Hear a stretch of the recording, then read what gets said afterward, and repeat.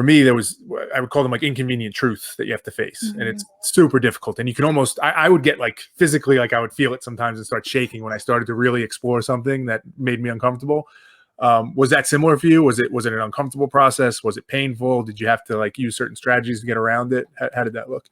Oh yeah, for sure. I'm a pretty heavy crier. Mm. So I can cry at the drop of a hat.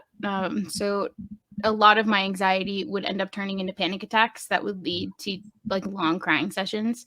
But I always tell people not to be afraid of crying just because your body will release the endorphins you need to kind of see clearly after.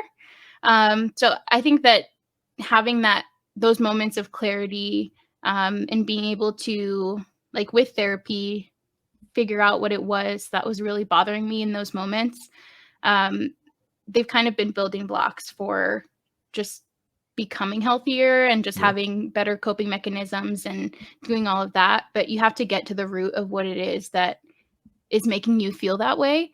And I think that it can only come with like really facing it and um, allowing those feelings to kind of wash over you, because you can't fight it. Like Yeah. you can try to fight it, but you're just in denial and you need to process what it is you're actually feeling in order to move through it.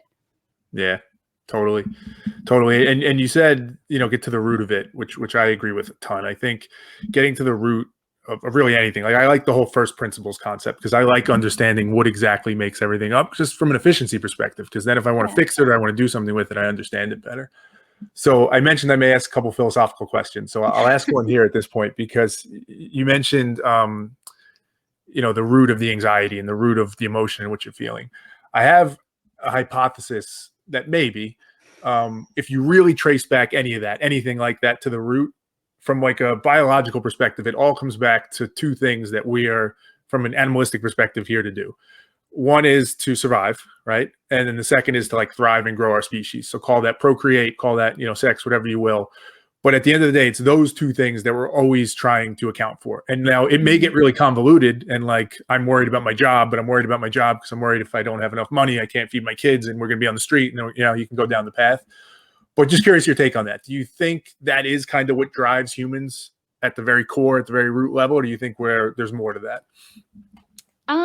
I would say I don't think that. Yeah, cool. I think that people struggle more with their need to be loved. Mm. And I think that feeling has more to do with, like, yeah, I guess it can go back down to if you're not a part of a community, you're not going to survive. You're not Mm. going to survive on your own in the wilderness. Like, you have to have that group of people that, like, everyone has their job to do. Everyone is working together.